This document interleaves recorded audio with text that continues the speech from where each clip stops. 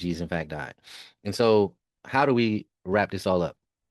If all of the early sources are wrong, then the later claim would be correct.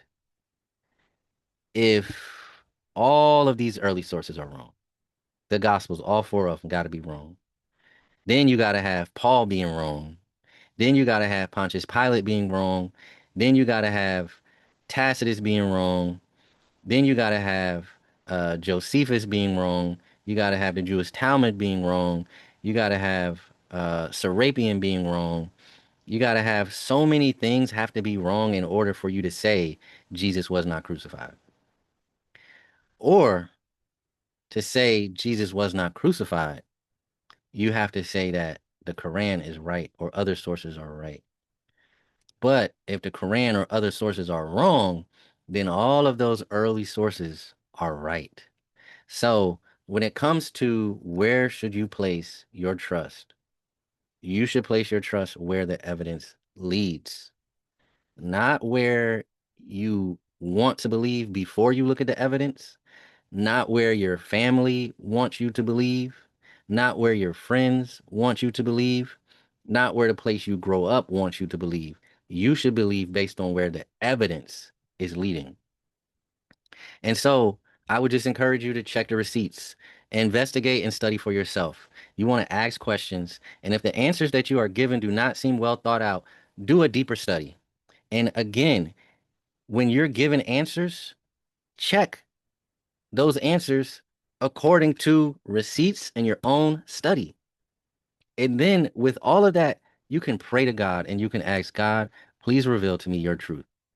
Did Jesus die on the cross? Help me to believe what is true. And if Jesus did die on the cross, what are the implications that that has on my life?